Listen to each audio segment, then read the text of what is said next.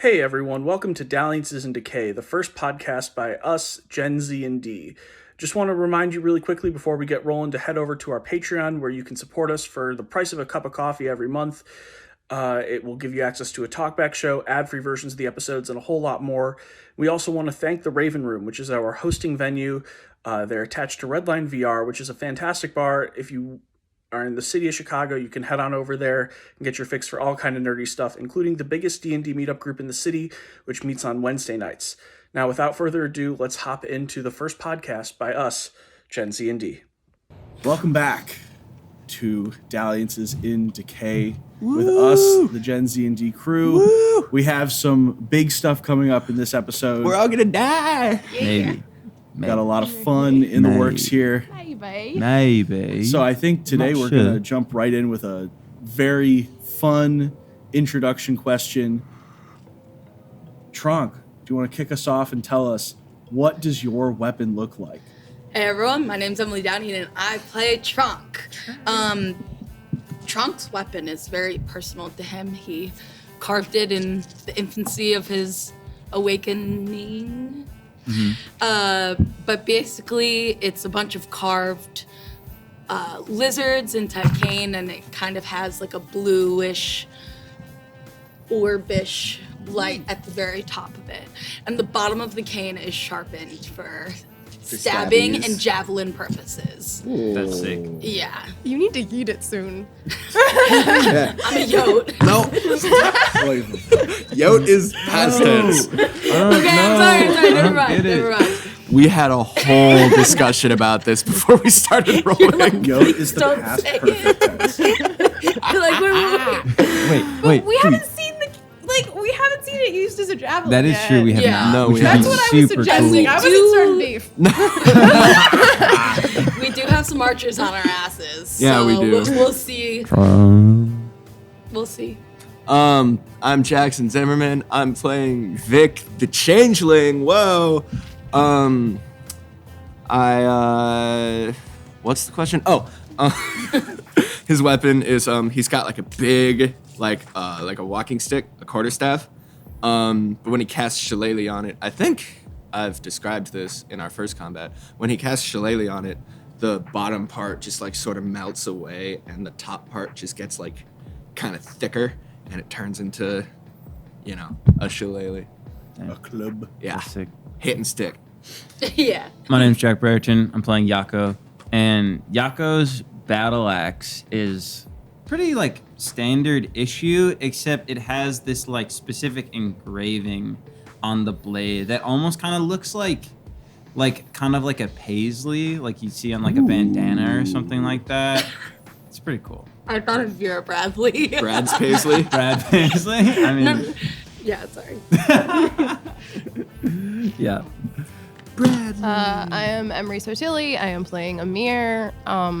Emyr's body is his weapon. He's got this like am the big damage. black and purplish kind of like Cothstone embedded in his chest, and like when he casts magic, like tendrils vibes are coming out.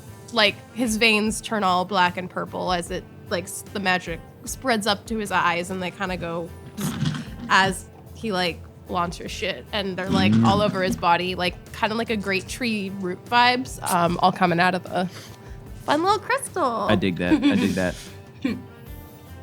These are my weapons. D4s specifically, or D6s. Yeah. Specifically, yeah. Mostly just because that's what Poe's use. Speaking of, last we left off. We rolled initiative order, yeah.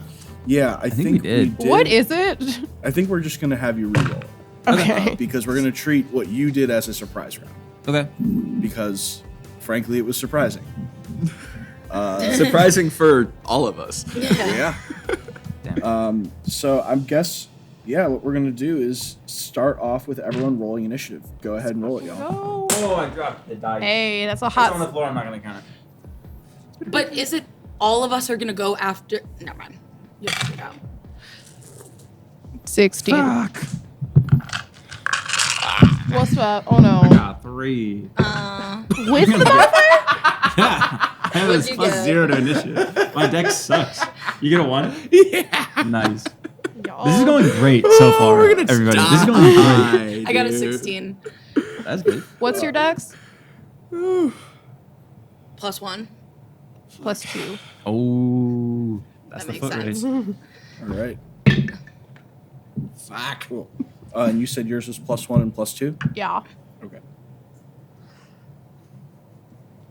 I'm nervous. I forget how my thing works. Hold up. Asshole. Danny, I got a 2. I got 0. Or no, I got 3. 8 per roll spell slot. Okay. We're doing great. We're doing great. We're doing So good, so team. good, We're dude. killing it. What's your dex? The number is 13. Okay. Cool. All right. Let me welcome you back into the scene that you have created. That What if we don't want to be back? You have created it. You are here. What if we didn't, though? Unfortunately, what you've created is pandemonium. You are in the main ballroom of the cathedral at the center of Leonestra. The banquet tables behind you at this point have people in various forms of seated positions. Some of them are actually sitting at the table, still eating what stew they can. Some people are actively on the table fighting. There are fists being thrown. There are people fleeing. There are people engaging with each other. It is pandemonium. God bless Sorry. you. Damn. But at the high table where all of the nobility was seated is a slightly different scene. There are a lot of people who are recoiled. They're trying to hide as Yaco is wailing on Sir Gary of the Greywood with an axe, who has been restrained by these vine tendrils that have come out of the ground around him. The prince, nay King Yehuda, is attempting to hide while also still sitting in the biggest throne in the room. He's a child. And the archers in the rafters up above you have their bows drawn. The scene is chaos. Emyr, you're first to act. Well, we're gonna ask some more. So I'm gonna cast Chaos Bolt at 2nd level. So I'm using my little circlet That's to dope. get my bonus 1d8 On who? on On our Gary? bestie, Gary. Bestie Gary? Yeah. Let's go. That's gonna be a 19 to hit. That'll hit. Okay, so I am I'm not using Empowered Spell yet, but probably will. Why am I? I get a bounce. Did it bounce? I get a bounce. What does that Okay, mean? I've been. So, Chaos Bolt, for anyone who's unfamiliar, is a spell that involves the rolling of 2d8s and then a d6 per level. If the d8s have a number that matches, it determines not only the type of damage Chaos Bolt does, but if there's a match, the Chaos Bolt redirects and you get to roll an additional attack roll on another target. I literally built this whole build so the Chaos Bolt could bounce, and it's never bounced before. That's sick. So it is gonna do. Who would you like it to bounce to as well? Actually, let's resolve damage. Yeah. first. So damage is gonna be 12, 14 force damage on Gary. And then who are my bounce options?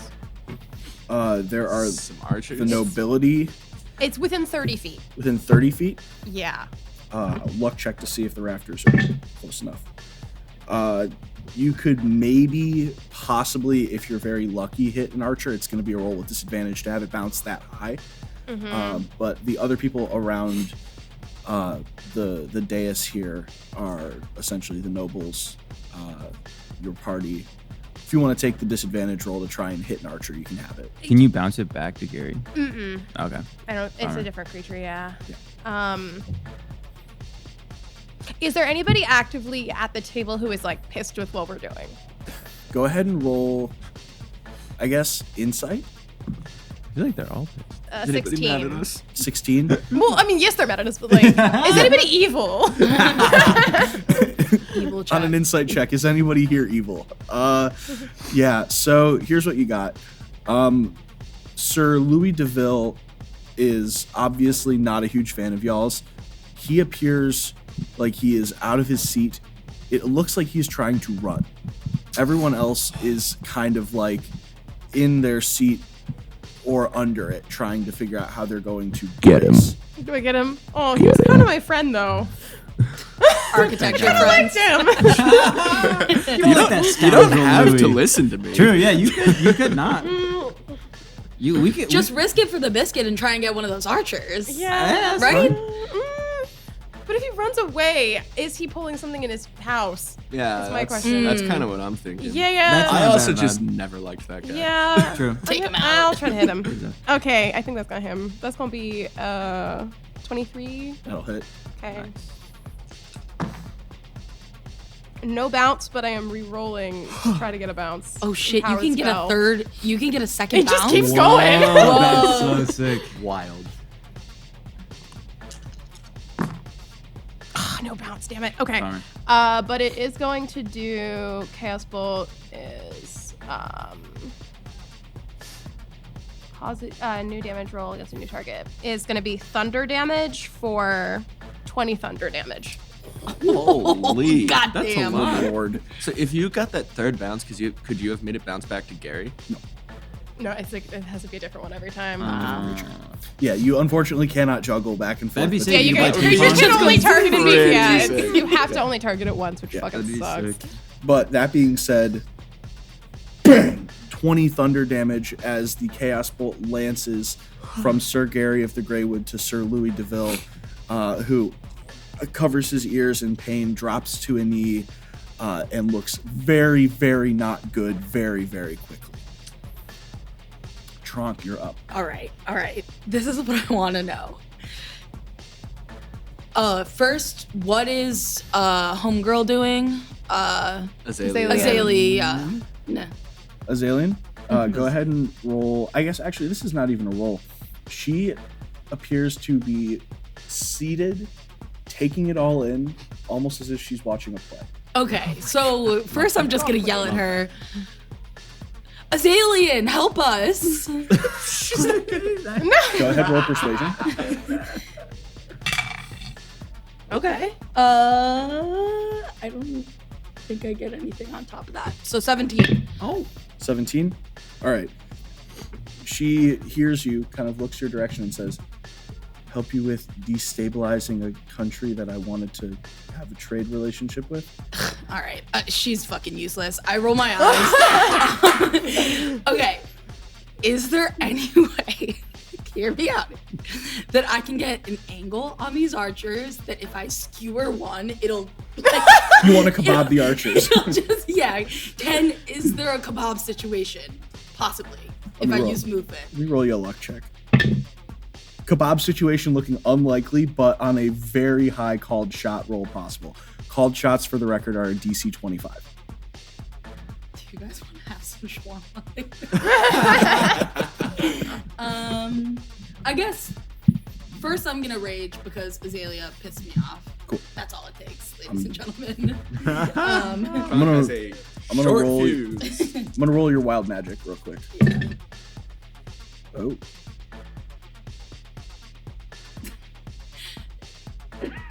What? What does that mean? Oh, I'm scared. Okay, here's what all of you see. Tronc yells at Azalea, like, "Are you gonna help us?" Then, after realizing that he's getting no help from Azalea, kind of looks, turns, rears back to create a kebab situation, and vanishes. What? Oh no! Tronc, what you see is this: you're still holding your quarterstaff, but you're now staring up at a inky purple, essentially sky with no stars. But floating above you are two massive, circular, almost planets.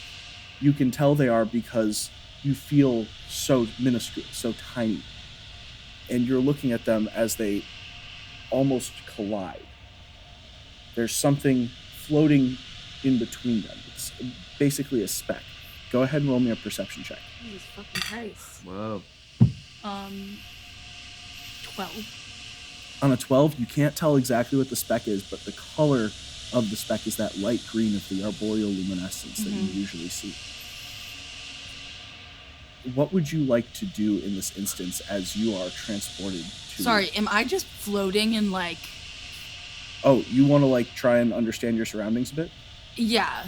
You are Well, I mean, I think I would suspended. know if I... Yeah, I'm suspended. Okay. You are suspended in... As you put your feet down or try to put your feet down, you feel like solid purchase underneath them, but almost like putting a foot down in like the most shallow part of the surf of a lake. Can I reach for the luminescence? You reach up towards it and go ahead and make an Arcana check.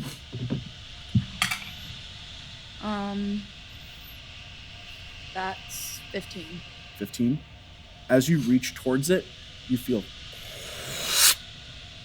You get almost to the point where you can understand what's happening. You can almost understand what it is.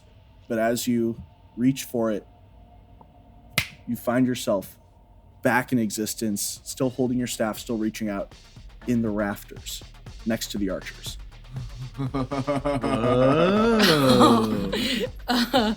Okay, I think I take half a second to be like, what the fuck? And, but then I see a perfectly plump head to fucking murder. So, stab. Do your thing. Okay.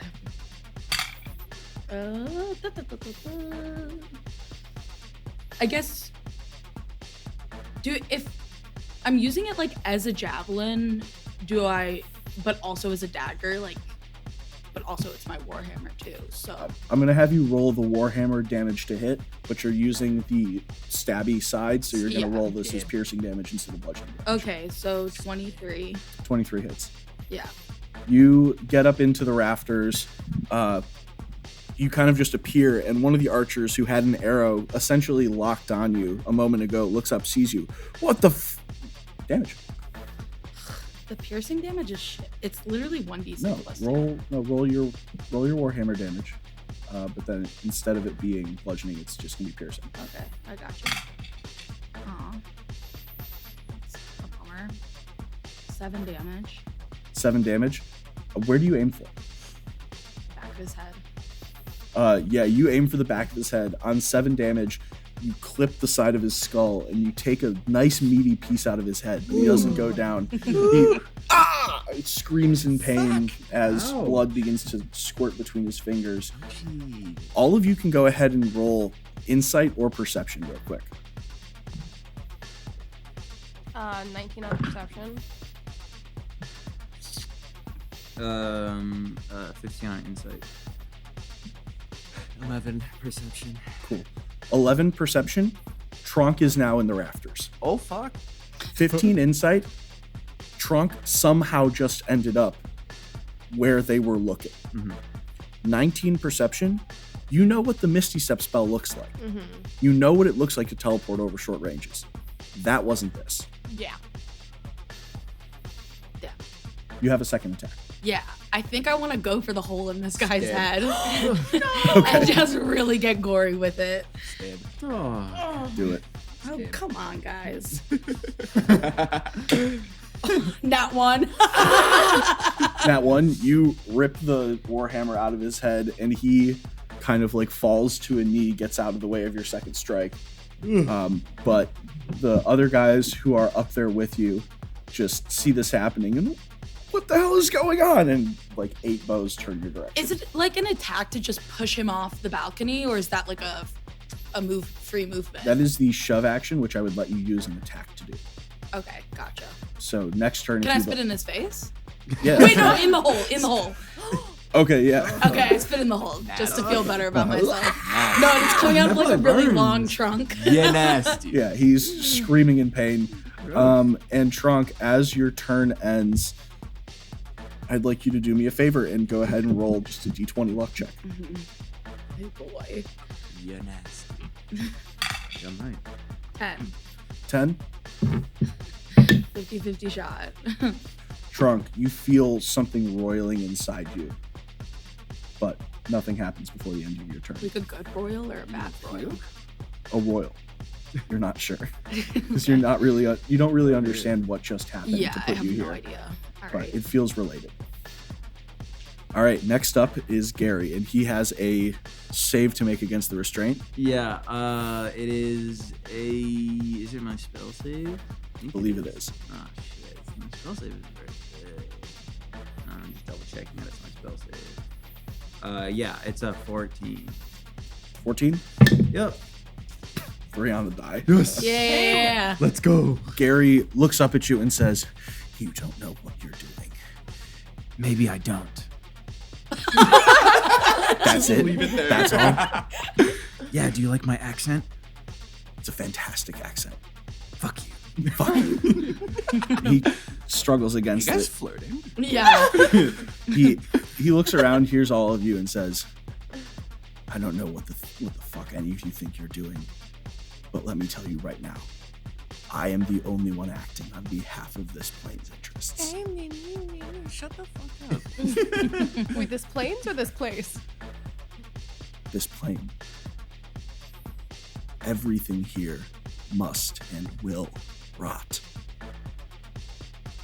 I don't like the sound of that at all. Yeah. That doesn't sound Well, very fun. why would that be good though? Yeah. Why is just It is what was decreed by our god, Uh-huh. And your god is. Amaterasu. Ooh, spicy. Well, that's his turn. spicy one. As you say, this one's a spicy one. I got some archers taking shots at you. Is this just the Perfidian That one? heresy, I don't know what that is. or yeah, sure you don't. Second one hits. Little smirk. Third one hits. Fourth one hits. So 3 of them are going to hit you. My ace is 18. Can Yeah. 18? I rolled 2 13s and a 14. And longbows are +5. So meets it beats it twice. And then you got 4 shots coming at you.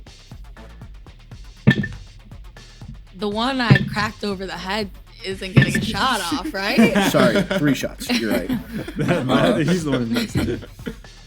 Yeah, no, he's not shooting. But one of them does hit you for 4 points of piercing damage, halved to 2. And then Yaco, you're gonna take 10 points of piercing damage. That's the archers. Yaco, you're up. Sick. I'm just gonna try to finish off Gary. Okay.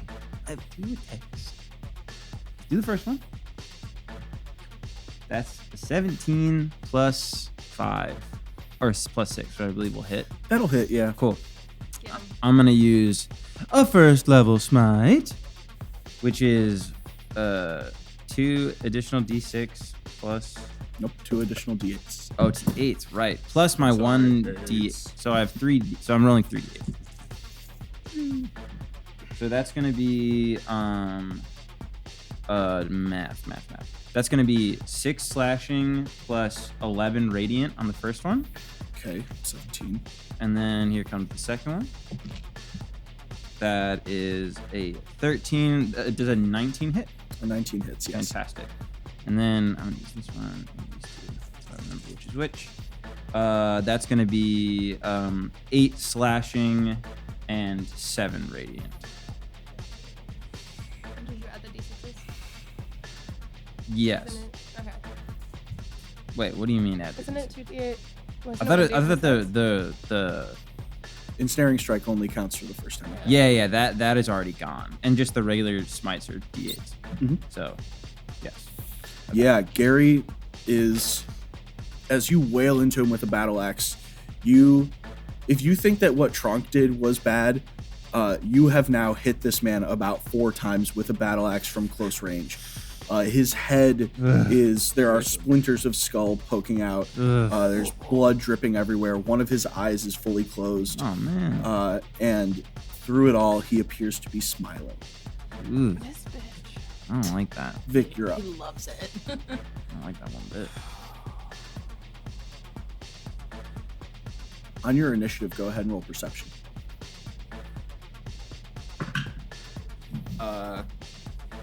15. 15. The crowd behind you was already kind of in an uproar, but now waves of "hey, look up there" have begun to go through the crowd, and people are starting to see what is happening at the dais. And it is beginning to become, it is going from unstable to chaotic very quickly. Okay.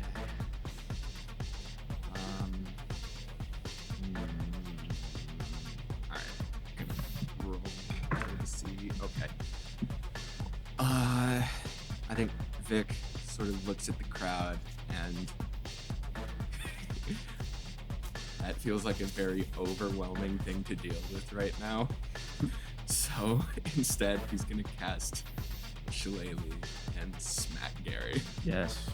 Okay, go Smack ahead, Big air. roll it. But we should really deal with the crowd at some point. Does 18 hit? 18 hits. I'm hoping they just calm down when Gary's dead. I don't think they will, but I mean, Yeah. we'll find out. Well, he was controlling some sort of magic. Max damage, So. 12. 12. Nice. Cool. Gary threw Yaco's blasting away at him, and Emyr's chaos bolt absolutely railing him. He just kind of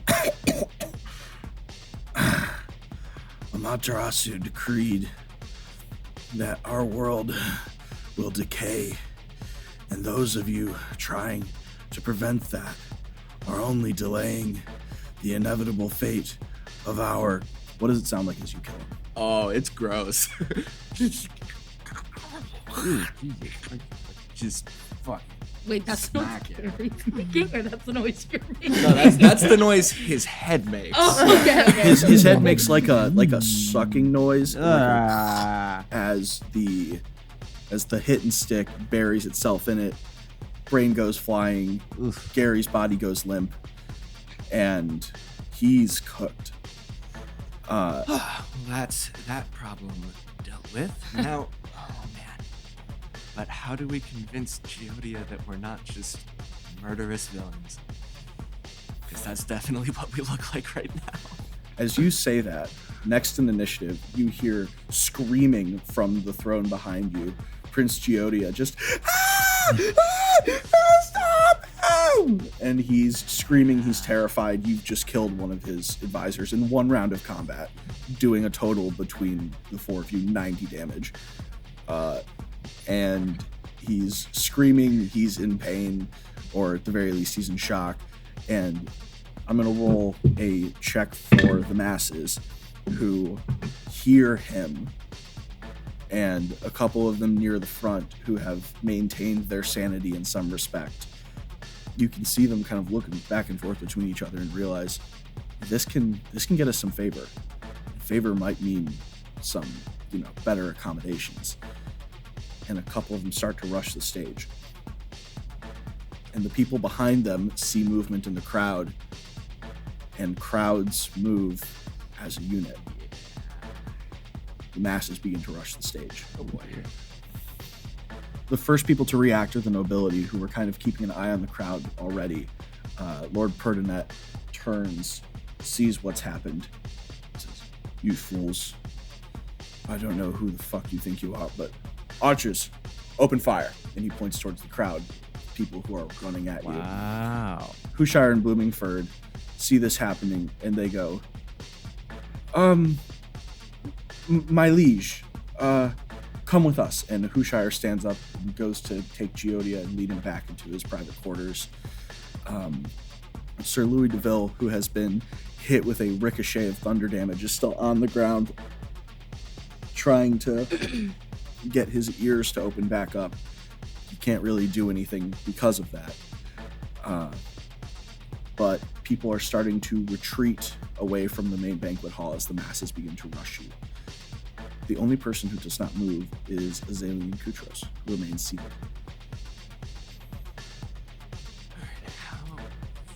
Top of the round. Deal with this. Emyr, you're up.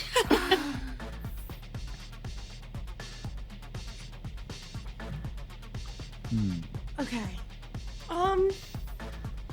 So our immediate threats are the archers that are Yeah. firing on the people. Yeah. So we're taking them out. Yeah. Yes. Is I that the mean, plan? I guess, but I'd like I don't know not what else to do. Yeah. I don't really either. They're think, the yeah, only you gotta make a people that decision can for yourself. hurt People. the people, and then the people can just take care of them lords. Wow. Okay, I'm within 60 feet of them, right? Yes. How many can I hit in a 10-foot sphere? In a 10-foot sphere, if you aimed really nicely, you could probably get 3. Okay. So I am going to hit the 10-foot sphere. Is Tronc within that sphere? No. Can I get 3 and also get Tronc in it? Get 3 and Tronc? Yeah. No, you can get 2 and Tronc. Or rather, you can get 2, the guy that Tronc has basically emulsified, and then Tronc as well. I'll do that.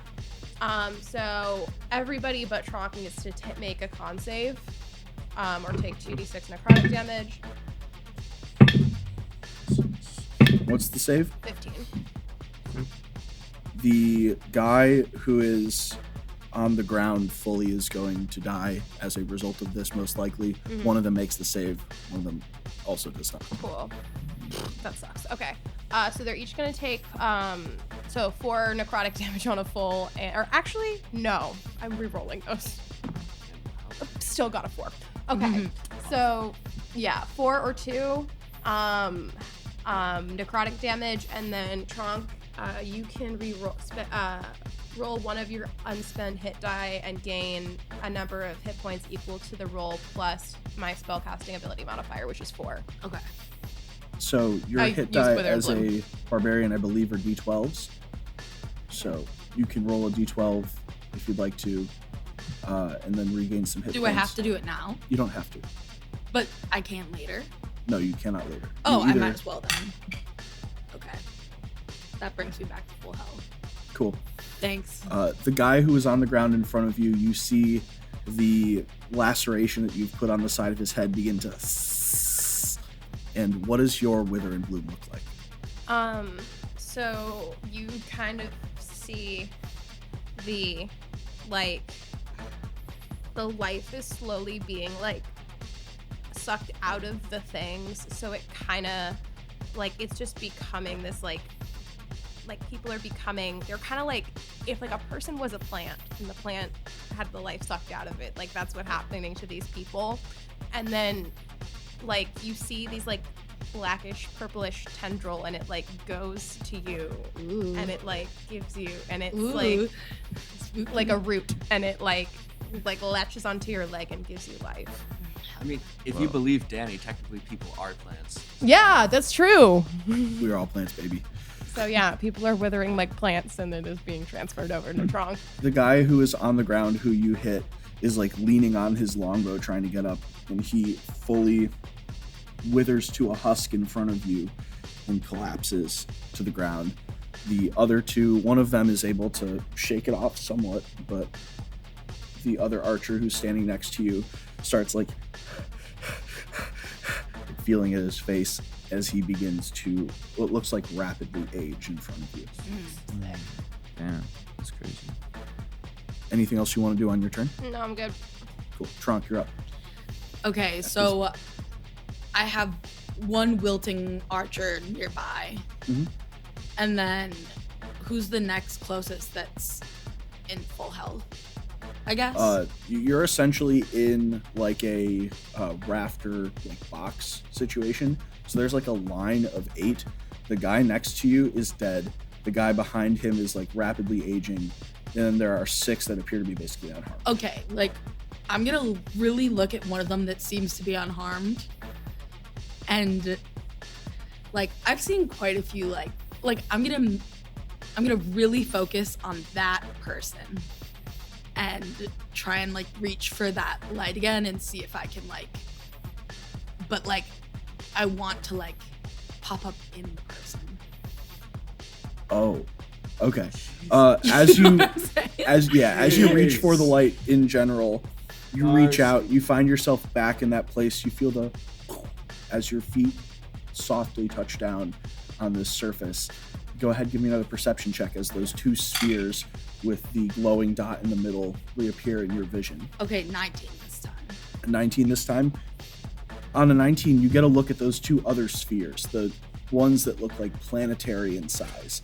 One of them appears to be a roiling ball of black mist, and the other one appears to be a churning ball of almost not light green in the sense that the arboreal luminescence is, but almost like a vibrant shade of life. And they appear to be converging on this little tiny ball of light in the center as you reappear, trying to reappear inside of this dude to make him explode from within. So I need you to roll a luck check. And I'm going to roll a dex save for this guy to see if he can. Come on, baby. 17. 17? Okay. So here's how we're going to resolve this. We're going to treat this as if he were being affected by a ghost's walk through walls ability, right? So when a ghost walks through walls, if it ends its turn inside of a wall, it is shunted out and takes force damage. I did not make the dex save, so you have appeared inside of this dude. So he is being shunted out of his own space, and he's going to take force damage. Okay. You are 7.5 feet tall, right? I mean, yeah, like, I'm a big guy. Yeah. I don't know my exact height, to be honest. You're a big fella. Yeah. Okay. He's gonna take 2d6 force damage. Fucking max damage. Yeah, this dude fully explodes. Yeah. Okay. Fuck. So, I'm just dripping in, like, human remains. You are covered in viscera. And then I'm just gonna, like, stare down the next one that's closest to me. Go ahead and make an intimidation check Yeah. with advantage. 16. 16? Cool. The guy who is standing next to you, it has gotten splattered a little bit with viscera, and he just wide-eyed stares at you, has no clue what is going on, but it looks like he is posed with fight or flight, and his body appears to have chosen fight as he goes for his bow. All right, I go to whack him Go ahead, make an attack roll. with the warhammer. Dirty 20. That'll hit. All right. I don't think anyone has missed yet. Yeah, no, we're absolutely killing it. And them. 10 damage. Yeah, what does it look like as you eviscerate this dude in one swing? I really want him to like fly off the railing. I'll Like just tell like Star Wars pew! Yeah, you hit this dude in the side with your warhammer. He tumbles off the balcony. What all of you see is a body come falling down. Yeah, he lands on top of a dude in the crowd, and like the guy is like fully crushed underneath him. Oh, I feel kind of bad now. You're not sure if he's dead, but someone definitely got fallen on. Fallen on. Like, if I were to go down there, can I navigate this crowd, or does it look like we're looking at a trample situation? It is a crush of humans moving in the direction of it's a trample situation right now. You also would need to probably teleport back down to do it safely. Otherwise, you would be landing on people. I would crush someone else. Yeah. Can I just perception? Like, does it look like I can save this person? The crushed person. Does it look like that's doable? Roll perception for me. The consequences of your 14. actions. That's a Vic situation. They have been fallen on hard enough that it's going to require magical help to get this person back on their feet. Okay, I guess before I attack a second time, Vic. I've got other things to deal with. Vic, for the record, Tronc, who has just yelled to you, is fully covered in blood. Why are you covered in blood? What did you do? Okay, I'm realizing that there's nothing I can do, and yet again, I have to deal with the consequences of my action. So I'm just gonna kill another person, but this time not throw them off the railing. So you're going to swing in the direction of the wall and not the rail. Yes. Gotcha. Kind of like a backhand situation to the next guard. Gotcha. Go ahead, roll an attack. 13. 13 doesn't hit. right. This guy sees it coming. You have a moment of self-awareness, realize what you're doing is, maybe harming people. And this guy, it takes the time to step back, get out of the way. Yeah. I have like what is it, like Macbeth, where like I realize I'm like, there's blood on my hands, but there's Damn spot. actually blood on my hands. Out damn spot, except then like actually a bunch of blood comes off your hand. Cool. Next up in initiative is Gary, who is a pile of remains. Next is the archers. I'm gonna roll a check for them real quick. There are, I believe, 5 remaining. Because you exploded one, killed another, and then knocked a guy into the crowd, which means 5 remaining on your side of the rafters. No, but then also the one that Emyr finished off. Yeah, the one that Emyr finished off was the second guy that I mentioned. Because you've killed one with your hammer, one with a popping, and one with wither and bloom. So there are 5 of them. However, I rolled a check to see if they were responsive to Lord Perdinet, who has ordered them to fire on the throng of people who are rushing the stage. And only one of them listens to him. So only one arrow is going to be fired into the crowd of people. May I use my Protection Paladin reaction to block that arrow if it is in my vicinity? I'd like you to go ahead and roll a luck check. 14. 14? Yeah. One of these people fires an arrow down towards the dais. What does it look like as you get in the way? I just put my shield up, straight up. Just like do it like the best as I can to get my body fully in front of this person, able to take the hit with my shield, and it just imposed disadvantage on the attack roll. So cool. Yeah. With disadvantage, it misses. Dope. You get up there, you get in the way of this, and you put yourself in the way of an arrow. It lodges into your shield. And as you look down, the person who is clearly not in their right mind and charging the stage, you recognize Gia. And she looks up, sees you, sees the arrow, realizes what happened. And you see she's almost stunned back into her body. She says, "Thank you. What's going on?" I'm not sure yet, but I'm trying to calm things down. If you could help me, that would be great. Oh, of course. She turns and sees, and you see her register on her face the crowd of people rushing the stage. And she's going to act on your initiative as well. However, I got 3 more archers making shots at you. Cocked. Misses. What's your AC? 15. All right, 2 of them are going to hit. Cool. You take 10 damage, halved to 5. Yaco, you're up. Okay. I would like to cast Thunderous Smite at first level. And I would like to slam my battle axe into the ground, activating the smite to then call this thunder to create a loud sound, pretty much. And as I slam it down, yelling, "Enough!" as it slams down onto the thing and hopefully causes some kind of shock to settle the crowd and bring everybody to some kind of standstill. Cool. Go ahead and roll an intimidation check with advantage. Very Thor coded. Yeah, super Thor-coded. That is a 19 plus my intimidation, which is it's pretty good, I think. Oh yeah, that's gonna be a math, a 25. 25. Hey. Let's go. Okay. You drop the hammer and proclaim enough. And the people who are closest to you, like the 20 or so that are like rushing up towards the dais that are right by you, are immediately shaken out of their stupor. A very agitated stupor that it was.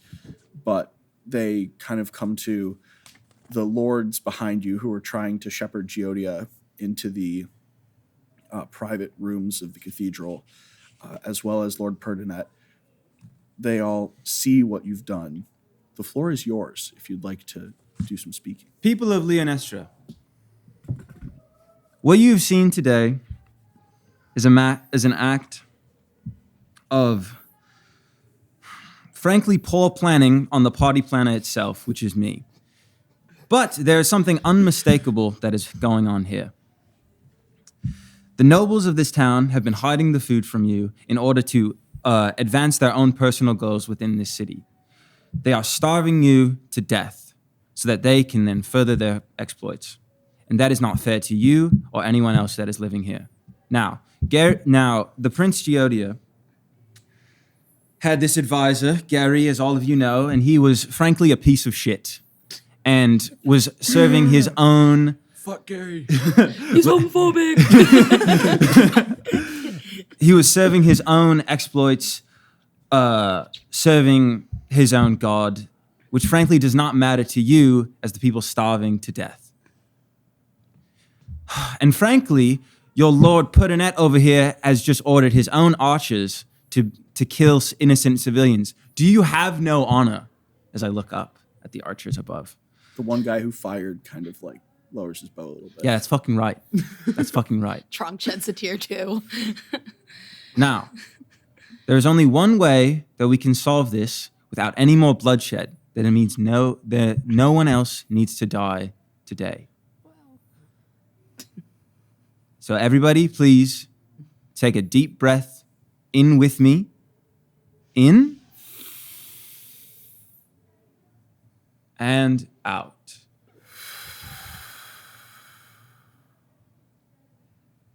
Gia, what do we need to do to get this place in order? Gia kind of looks up at you, and you see kind of a look of not quite reverence, but deep respect. And she says, I think there's only one thing that we need to do. And she turns toward the nobility, and she says, I think that Leonestra should be in charge of its own food production. And you see Lord Hushire respond to her, we'd love for that to be the case, but we have to protect the means of production due to the blight. It's still here. We still do not have adequate resources to feed everyone, especially with this kind of aggression. It's quite terrifying, for being completely honest. And you should be scared, because these are the people that are starving. Yeah, go ahead and... Can we try and start a boo at this guy? If you hoard the food for long enough, people will become angry enough to destroy your status quo. You see Lord Hushire kind of like processes this, and he says, I understand that what we've done is not the most popular solution. But trust, at the very least on my part, it was done with good intentions. Prince, how do you feel that your advisors have lied to you? Especially Gary. Especially Gary, but especially everyone else that's still alive here. How did they lie to me? Did you know that we were suffering a food shortage? No. There you go. There you go. Oh. You see kind of like a look come over his face, and he like a single tear sheds. He says, well, I think, tell me if I'm wrong, we need to figure out what the blight is. Absolutely. I would agree.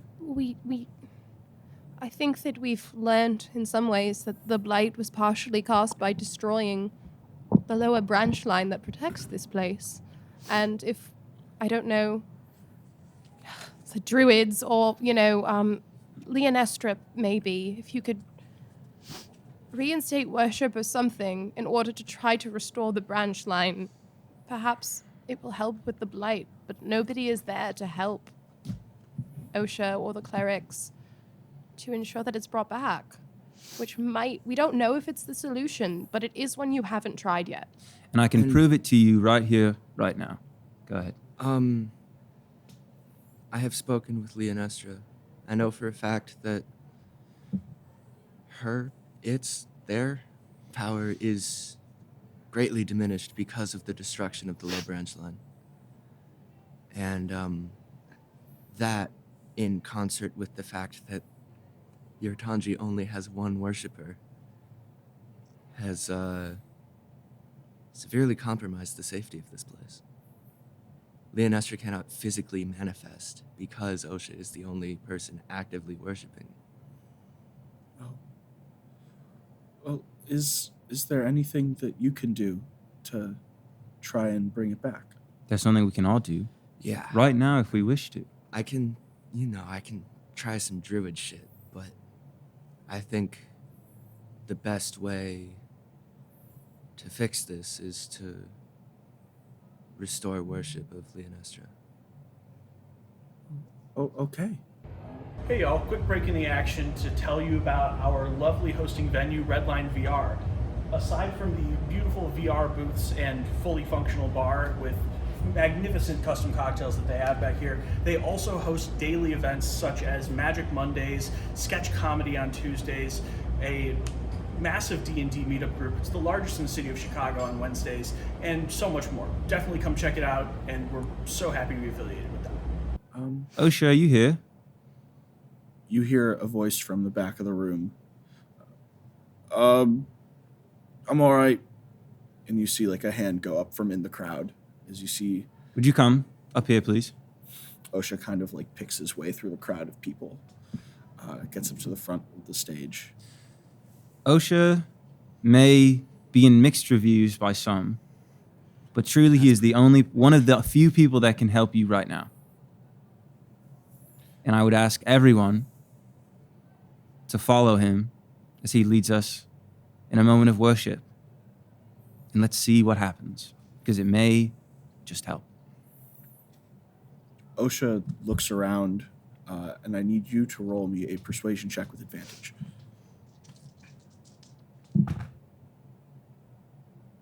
Damn. I'm going to use my inspiration to roll it again. Okay. See if I can get better. Same thing. Persuasion, you said? Mhm. It's going to be a 15. 15? Cool. Osha looks around and he sees all these people, some of them still like trying to push toward the stage, only being held back by the people who were shook out of the stupor by your smite of the ground. Mm-hmm. And he says, I don't think that anything that I can say will bring back the Tanji in one moment, but I do know that intention is what matters. Everyone, do me a favor.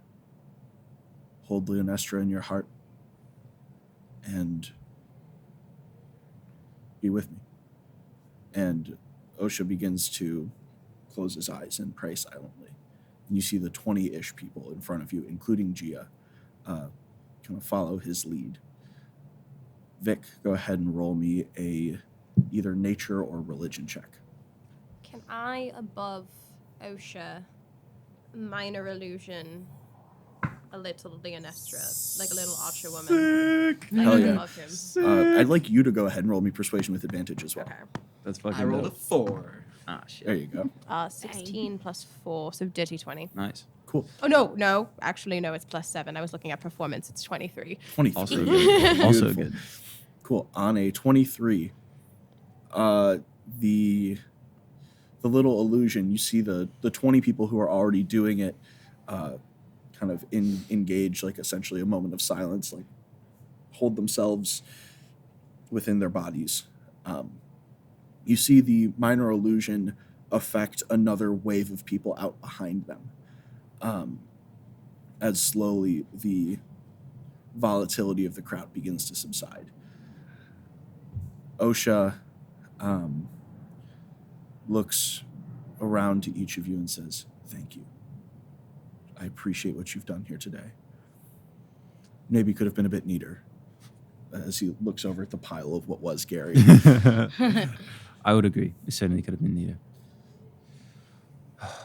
We're learning as we go. Yeah. What we need now is information. Anybody who has any information on the blight at all, please step forward. Yo, did Gary live? Also that. He lived here with me. Let's go. My liege, Could would you- you could escort you- us? Yes. Please. Would you mind showing us to his quarters? Of course. And you see Lord Hushire behind you says, and I have some research on the blight as well.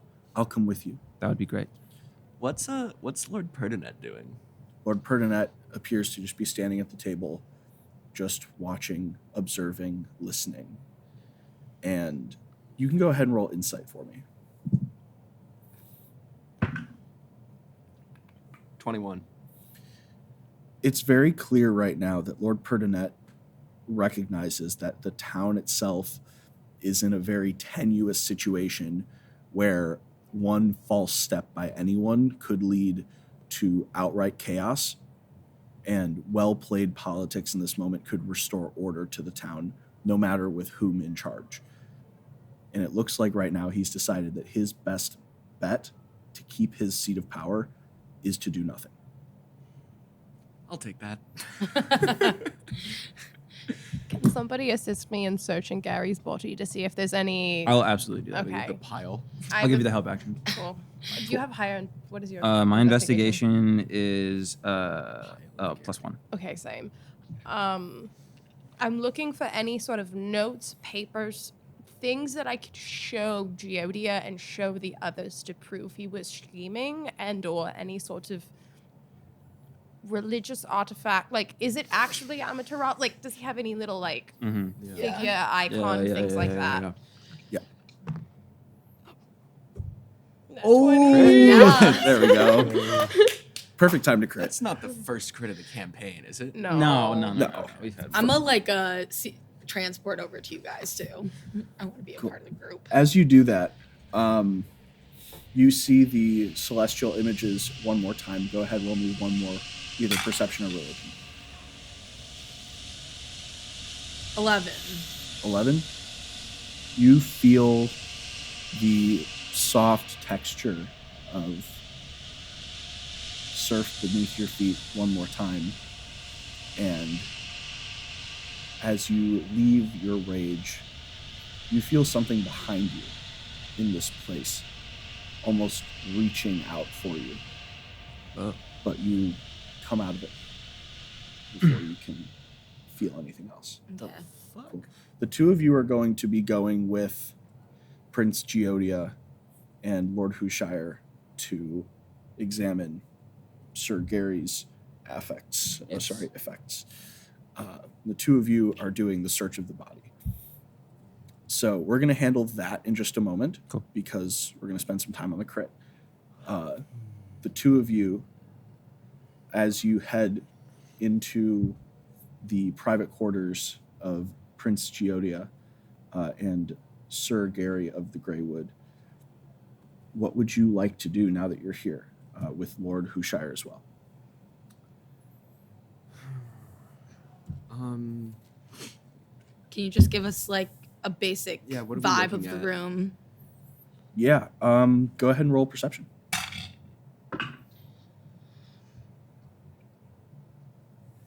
13. 26. Hell yeah. Cool. On a 26, you see that this part of the cathedral is essentially constructed like a palace built into one wall. There are stairs leading up to different levels. It appears that a bedroom or a bed chamber is near the actual top. But over near the bottom in one side is like essentially a small bunk and a chest of things that you can tell pretty clearly. This is the only part that looks out of sorts. This is probably Sir Gary's bedchamber and things. What's in his stuff? Cool. I need now the two of you to roll investigation checks.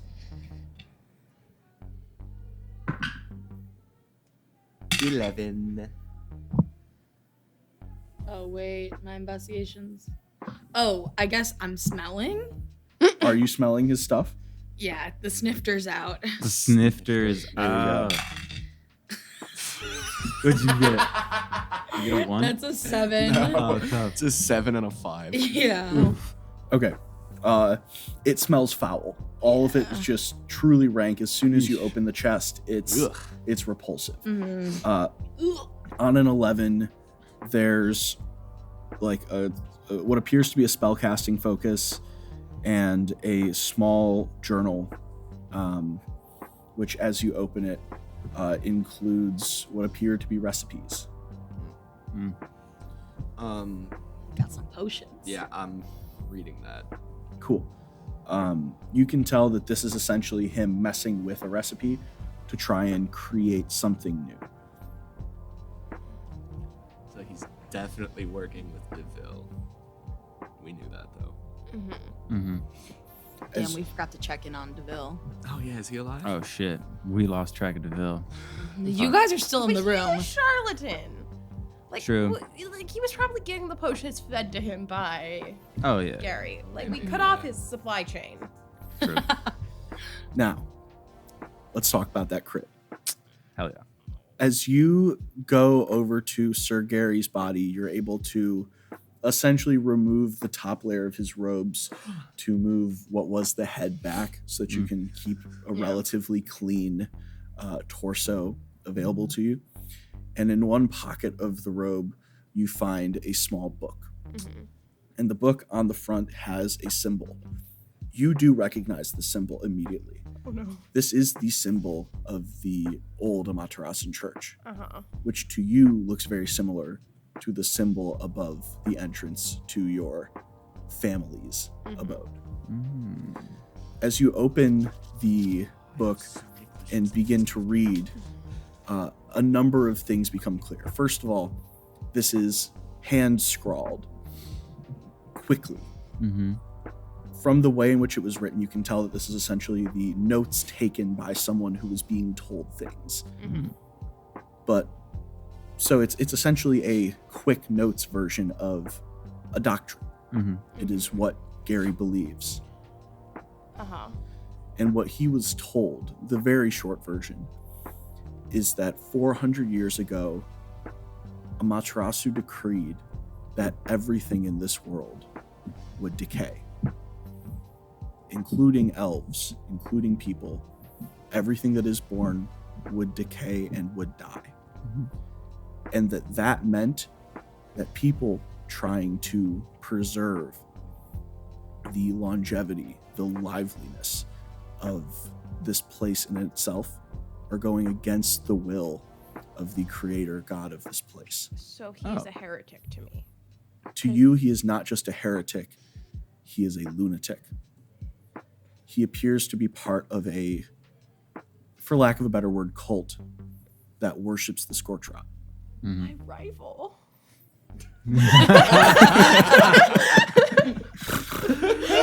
Your rival. Damn, sorry. He's dead, but Damn. Okay. yeah, no, he appears to be part of a cult that worships the Scorch Rot.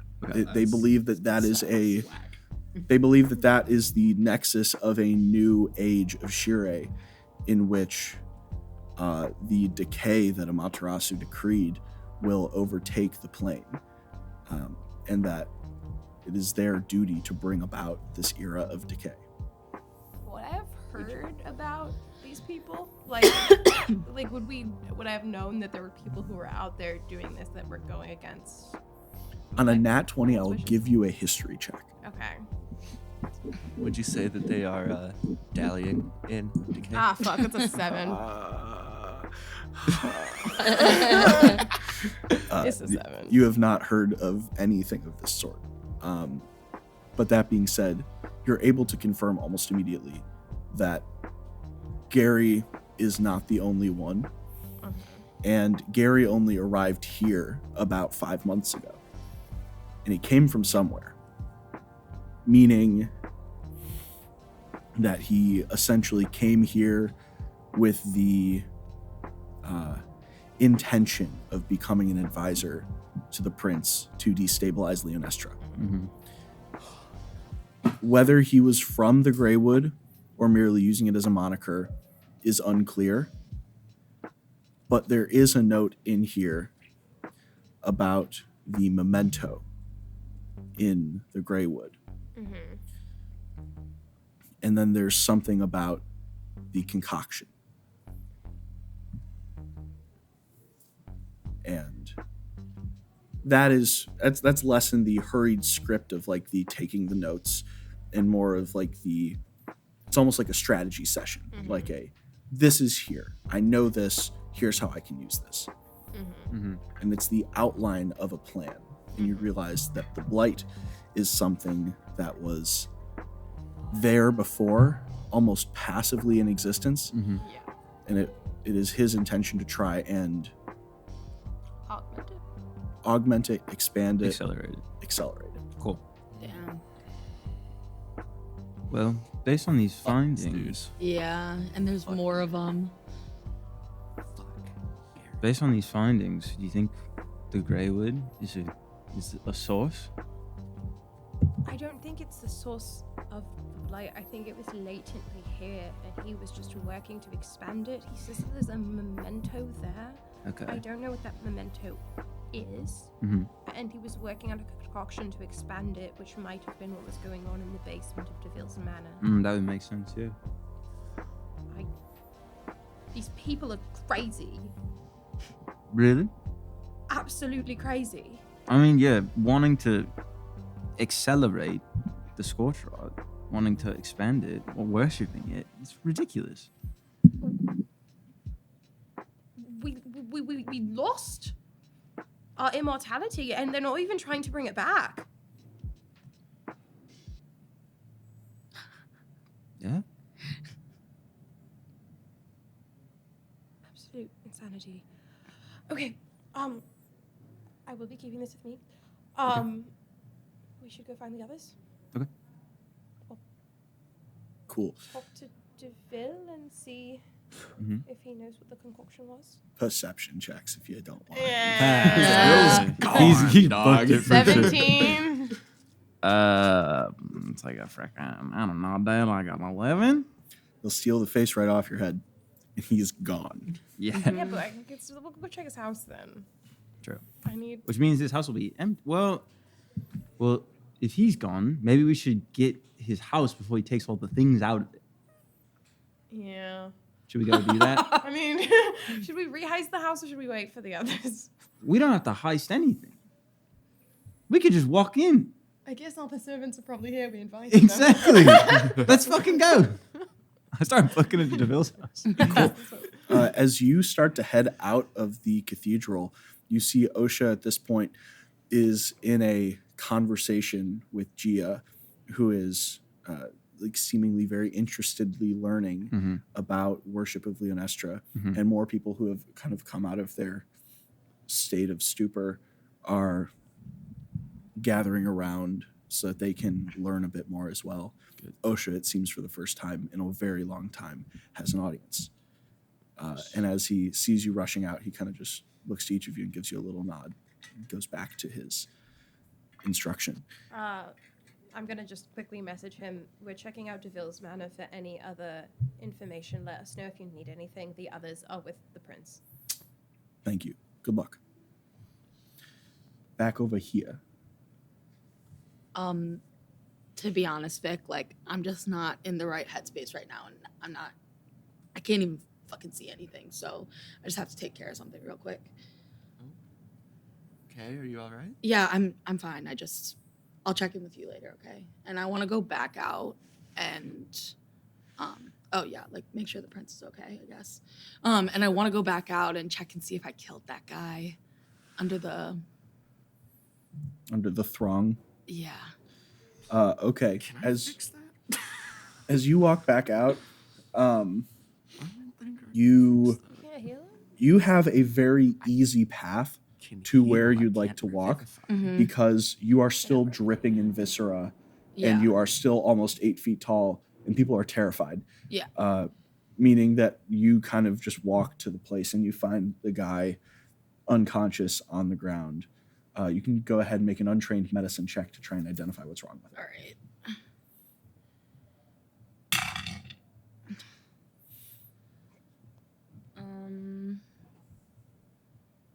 Okay. 11. His breathing is ragged, but very, very slow. He appears to be unconscious, and he's flat on the ground. I'm going to shove off that other guy and scoop him up into my arms. He groans as you pick him up. But Yeah. And then walk over to Osha and just, Osha, like, I'm so sorry to interrupt. Just this person's not doing well, and I'm wondering if you could help. Osha sees this and says, yeah, of course, set him down. Okay. Put him down very gently. Osha kneels over and begins praying to Leonestra and casts Cure Wounds, and says his rib cage is a bit crushed, but shouldn't be anything. And he begins to pray a little bit. You see some of the light green luminescence almost appear out of the air around him as he infuses it into the sky, who begins to start breathing more normally. And you hear someone from nearby say, "You could do that this whole time." And he looks over and says, in theory, I've had a lot on my plate, but yes, this is something that Leonestra grants me the ability to do. And thank you to my new friend, I'm now able to share some of that with all of you. He kind of looks back at you and nods. Yeah. I'm trying to build up to an apology, but I don't think I can do it yet. So I just say thanks for helping him. Of course. That's it. Cool. Go ahead and make me a perception check, and then we're going to talk about what you are seeing alone in the room with the pets. Jesus. 12. 12. There's only one person still seated at the banquet table who's still just taking it all in. Who is it? It's Azalea Kutros. Oh, I'll go Ramona. sit down next to her. Cool. We're going to come back to you and Azalea in just a moment. First, Vic, you are in the quarters of Sir Gary of the Greywood with Lord Hushire and Prince Geodia. Anything you want to say?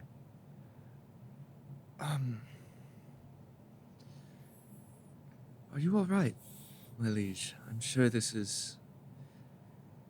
A lot just happened very quickly. I don't know if I want to be king. That's fine. It seems like a lot to do, and maybe I shouldn't be the one doing it yet. Well, I think Gary only wanted to accelerate your coronation for selfish reasons. You don't have to be king yet. You're 15, 16? 15. You got 3 years. Okay. But then who's gonna make sure that everything's okay here? Well, you, I suppose. You are still the prince. You don't have to do it by yourself.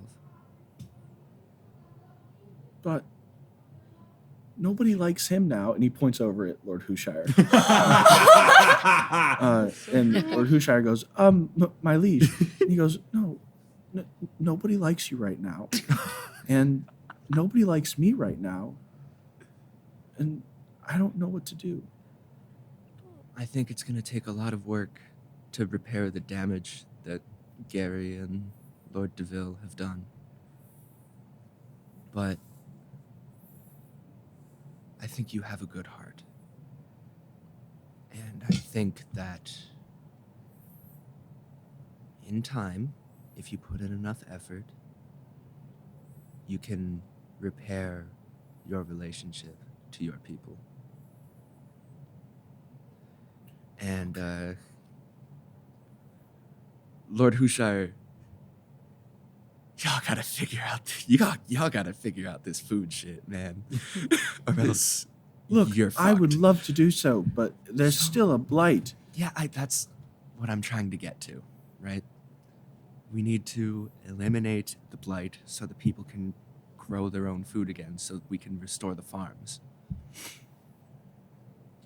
May I see your notes? My notes on Your what? research on the Blight? Was that you who said that, or was that somebody else? Yeah, Oh, that's it. yeah. I have. Yes, of course. They're in my manor. Wonderful.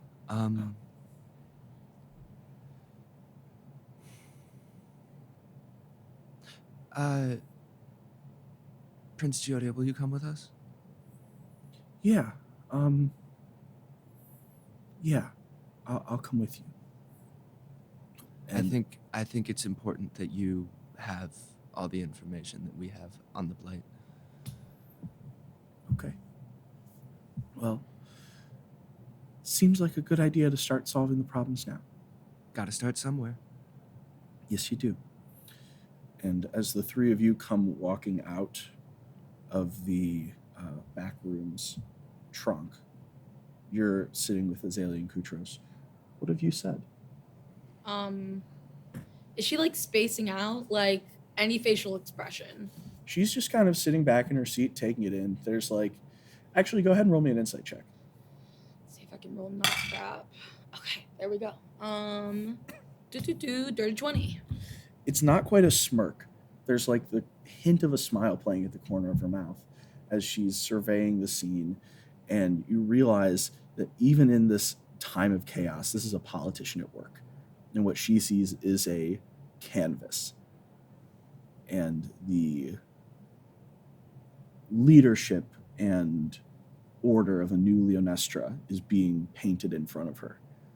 And she's taking in what it will mean. And as you come over to her, she says, well, that was quite a show you put on. And if you'll excuse my bad manners, do you mind sitting just a scooch farther away? You're still covered in guts. Mm-hmm. And I'll scooch like a little bit closer to her. She kind of like smiles just a tiny bit and says, You look pleased. well, I don't know if I'd call it pleased, but I will say we've been presented with quite an opportunity. I wasn't aware that there was so much corruption in this place, but it appears to have been rooted out. And with a change of the guard of that manor, well, all it means is that we have a new opportunity to see progress made in Leonestra. Mm-hmm. What kind of progress are you imagining, Azalea? A progress in which the people are fed, the crops grow, and Leonestra has political stability. And do you have any idea how we fix this blight? How we fix the blight, I'd have to learn more about it.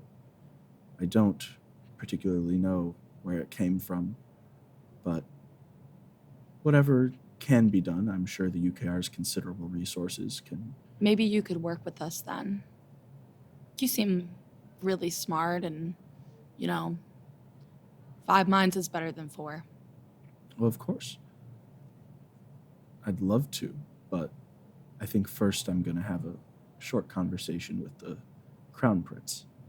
Oh, he's actually said he didn't want to talk to you. Oh, really? Yeah. When did you speak to him about that? Oh, just a minute ago. Oh, well, that's very good to know. Roll deception, please. 20. And she kind of like, a furrow comes over her brow and she says, well, I will respect the prince's wishes, but He's gone through a lot. I fully understand, but as the ruler of a place in turmoil, now is the time to act authoritatively. But, if you insist that he doesn't want to speak to me, that is when Vic and the other folk come out of the back rooms. I think Jackson doesn't remember if we ever told like anybody else what we found out about the blight, like when I spoke with Leonestra and stuff. So I'm just filling in Yehuda and Hushire on what I learned. So yeah, when the town was founded and the low branch line was cleared, that diminished the Tanji's power severely. And I have a hunch that carving the great tree into a throne didn't help anything either. But Yeah, not that would certain make sense. about that. Well, good to know. That means that we have places to start, right? Yes. Okay. Well. Oh, is that your friend over there? And The large one? Yes. he's very bloody. Yes. Is he gonna help us, or should we just go? He'll be along. Yeah, I see you guys, and I just leave this alien to keep pondering, I guess. She's so annoying. And then I'll join you guys and be like, you want to go and investigate this blight, I guess? Azalea says from behind you, "Be well." I hate politicians so I much. know. I don't know, can I roll an insight check on Azalea? Sure. I don't know. I just don't trust her. I'm not gonna die. She just seems for, sneaky. Insight is 13. Cool. She clearly was about to come and approach the prince, but for some reason doesn't seem to want to do that anymore. And seems to be contemplating what she'll do next. I think as we're walking out, because I don't want to say this within earshot of Azalea, as we're walking out of the, what's the word, chapel, Your Highness, tell me true, what do you think of this proposed alliance between Leonestra and the UKR? Well, it's someone to help me rule, and I don't really know what I'm doing alone, which is why I let Gary help me. And they seem honest about what they want. So, I guess I'm not very opposed to it. But Gary was very insistent that Leonestra should be fully independent and that we should be our own people. But I think he may have been saying that for his own reasons. I think you're right. I think the UKR may do the same if given the chance. You should maybe host some sort of forum, I guess, with all the people and Azalea and see what everyone thinks. Maybe that'll help you come up with a decision. Yes, it is. I suppose it is very possible that Azalea and the UKR have some sort of ulterior motive. But that alliance could be a great help to your people. The UKR, I imagine, has considerable resources, both monetary and otherwise, and lots of very smart people. Could help get rid of the blight. And Well, I think Tronc, right? Yeah. I think as we're walking, I'm trying to druid craft away some of the Oh, blood. thank you. I think you're right. I think that we need to let the people know that they're the ones who matter here. And well, OSHA seems to have a bunch of people gathered together. Let's do some research, figure out what we need to do to stop the blight, and then we can all get together and ask Azalea some questions as a people. That sounds very I think this is a wise course of action. Jinx, buy me a Coke. I'll never buy you a Coke. And that is where we will take a brief break. Hey everyone, thanks for tuning into that episode of Dalliances and Decay. I'm Danny with the GenZ&D crew, and we just want to thank you again for supporting us. and remind you to head on over to our Patreon where you can support us for $5 a month, which would be a huge boon and really help us continue to do the show. Also want to thank Redline VR one more time. They're our fantastic hosting venue. They have a wide variety of nerd stuff for you to do, and you can join their Discord for updates on all of their events. We appreciate you spending your time with us, and once again, this is GenZ&D signing off.